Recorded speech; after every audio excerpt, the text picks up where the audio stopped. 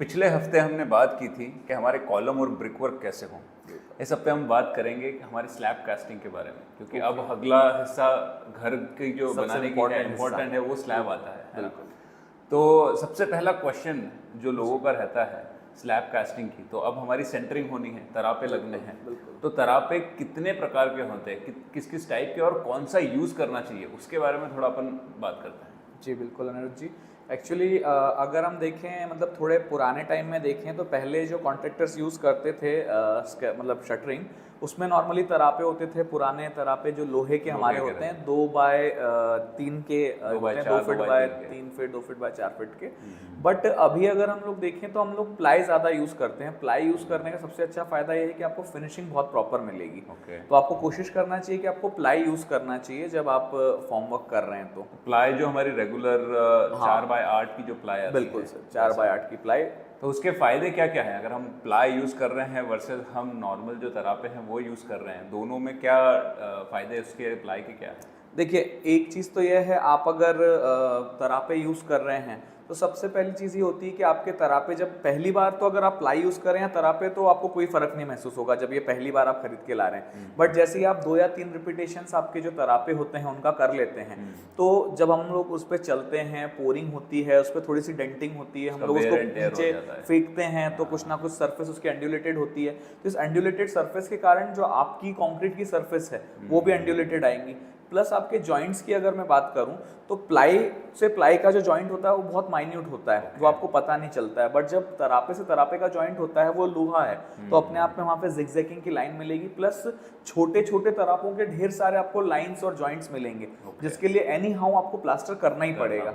But if you are using this ply तो आपको plaster करने की ज़रूरत नहीं है। आप सिर्फ उसके जो छोटे से माइन्यूट जॉइंट्स हैं आप उनको ग्राइंडर से ग्राइंड करें, डायरेक्टली पुट्टी अप्लाई करें, तो आपका प्लास्टर का खर्च भी बचेगा, प्लस आपका प्लास्टर का जो मटेरियल है वो भी बचेगा। सो हम जहाँ पर सोचते हैं कि यार प्लाई ज़्यादा खर्चे वाली चीज़ है, वो एक्चुअली में सेविंग्स ही है बाद में। डेफिनेटली आपका टाइम भी बचा रहा है, प्लस आपकी जो प्लास्टरिंग और उसकी जो कॉस्टिंग है वो आपका सेव हो रहा है। बिल्कुल, तो कहीं ना कहीं से आपको फायदा ही है इसका। और सबसे ज़्यादा लेबर, क्योंकि लेबर और टाइमिंग भी आपका लगना ही है। तो ये एक सोच का एक हमारा डिफरेंस होता है इसमें। आई थिंक हम लोगों को पुश करना चाहिए जो हमारे कॉन्ट्रैक्टर है उनको, कि अगर कोई घर बना रहा है, कोई ओनर है, उसको बोलना चाहिए कि यार आप प्लाई यूज़ करो हमारे इसमें, तो उसका ज़्यादा बेनिफिट आप ही को मिलेगा। आप ही को मिलेगा।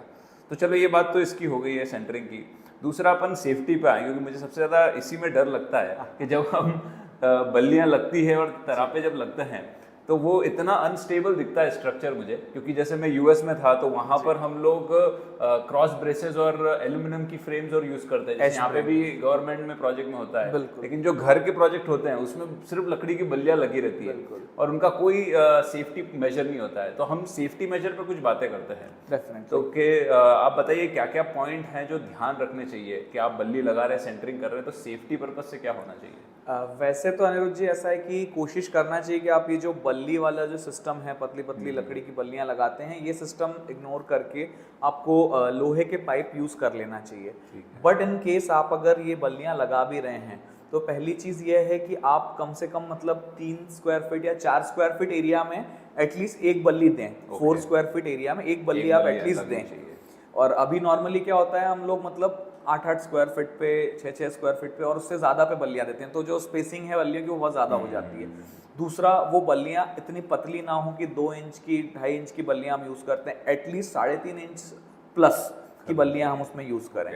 दूसरी सबसे बड़ी समस्या होती है, हम लोग जो नीचे का फ्लोर होता है जिसपे हम लोग ये बल्लियाँ खड़ी कर रहे हैं, हम उसके ऊपर बिल्कुल भी ध्यान नहीं देते। हाँ, उसमें मैंने देखा है कई बार कि ईंट का बड़ा सा ढेर लगा के उसके ऊपर लगा देंगे बल्ली। बिल्कुल, तो वो बिल्कुल मुझे लगता है गलत है वो क्योंकि आप ये समझ सकते हैं कि जैसे हमने अपने पिछले वीडियोस में भी शेयर की थी बात कि ईंट की अपनी एक स्ट्रेंथ होती है, पर स्क्वायर फीट पर स्क्वायर इंच जो है उसकी एक स्ट्रेंथ होती है कि कितना लोड वो बियर कर सकती है। हम उसके ऊपर एक पॉइंट लोड डाल देते हैं, ऑलमोस्ट 6 स्क्वायर फीट या 8 स्क्वायर फीट का लोड जो है वो हम उसके ऊपर डाल देते हैं। एनी हाँ वो क्रश होनी है। अब वो क्रश होगी तो वहां से आपकी बल्ली बैठ जाएगी, बल्ली बैठेगी तो आपकी शटरिंग बैठेगी, आपकी स्लैब जो है वो सैगिंग में आ जाएगी। तो इन सब चीज़ों को अवॉइड करने के लिए इधर आप लकड़ी के जो टुकड़े होते हैं मतलब उनको, या फरसी के टुकड़े होते हैं, कोटा स्टोन के टुकड़े, थोड़ा सा चौड़ा जो रहे, जिससे लोड ट्रांसफर इजी हो। हाँ, एटलीस्ट आपकी जो सरफेस है जिसके थ्रू आप लोड ट्रांसफर कर रहे हैं वो आपकी बल्ली की जो सरफेस है उससे थोड़ा सा ज्यादा सरफेस हो, तो ये आपको यूज करना चाहिए। क्योंकि लोग भूल जाते हैं जब सेंटरिंग लगाते हैं, उनको लगता है कि यार ऊपर तो कुछ है ही नहीं, है ना, वो भूल जाते हैं कि इस पे कितना डेड लोड आने वाला है, इसके ऊपर सरिया आएंगे, फिर उसके बाद कंक्रीट का लोड आएगा, वो कोई मेजर नहीं कर पाता है, मतलब वो सिर्फ इंजीनियर आपको कैलकुलेट करके दे सकता है, लेकिन आम जो लोग उनको लगता है कि अरे क्या है, ऊपर तो कुछ भी नहीं है अभी, और इंजीनियर की जरूरत हम महसूस करते नहीं है।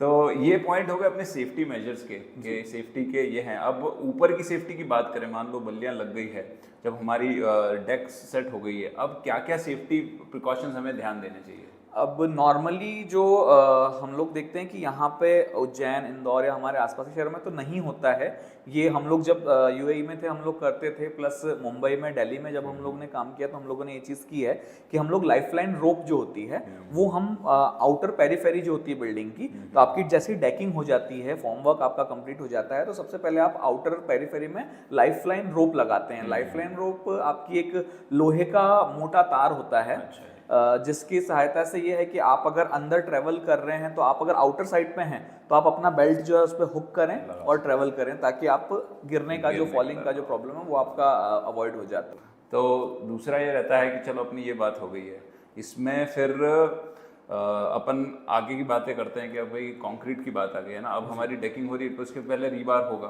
तो हमारा रीबार में अब हमको कैसे बढ़ना चाहिए? मतलब डेक का रीबार तो कई बार होता है कि बीम, लोग समझते हैं कि बीम पहले पोर कर दें फिर स्लैब पोर करेंगे, तो वो कैसा, मतलब मुझे लगता है वो गलत है, मोनोलिथिक एक पोर होना चाहिए ना बीम और स्लैब। बिल्कुल, क्योंकि स्लैब और बीम को अगर आप अलग अलग पोर करेंगे, ये वाली जो प्रैक्टिस है ये नॉर्मली आप ज़्यादातर देखेंगे विलेजेस में ज़्यादा एक बार की जाती थी पहले, कि पहले सारे बीम्स को ये लोग पोर कर देते थे, उसके ऊपर स्लैब के लिए एक स्पेस छोड़ देते थे और बाद में स्लैब पोर करते थे, पर उससे वो मोनोलिथिक नहीं रहता है और उस जॉइंट से हमेशा आपको वाटर मतलब पानी वगैरह आने की संभावना रहती है। अब हमेशा एक चीज़ ध्यान रखना चाहिए, जब आप स्लैब लगा रहे हैं, मतलब हमारी स्टार्टिंग यहाँ से होनी चाहिए कि हमारे जितने कॉलम्स हैं, कॉलम कास्ट करते समय हम ये ध्यान रखें कि हमारी स्लैब की ड्राइंग क्या कह रही है, हमारे जो बीम के लेवल्स हैं, जितनी डेप्थ है, हम एटलीस्ट उतनी डेप्थ अपने कॉलमों की कम रखें, और एग्जैक्ट जो बीम का बॉटम है हमारे कॉलम का टॉप उतना होना चाहिए, ताकि हम वहाँ पे जब उसका बॉटम जो है, जब बॉटम को लगाएं तो प्रॉपरली उस पर हैंग हो जाए।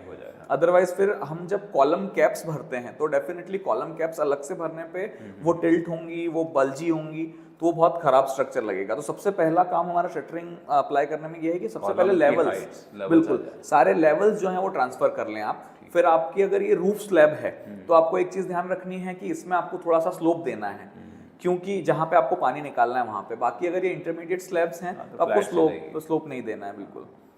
तो ये हो गया है। अब मुझे लगता है ये टॉपिक काफ़ी बड़ा है, मतलब अगर हम इसके डिटेल में जाएंगे तो इसमें हमको एक और वीडियो बनाने की ज़रूरत है, क्योंकि अब स्लैब कास्टिंग की अपने आप में एक पूरी प्रोसेस है। बिल्कुल, तो अभी हम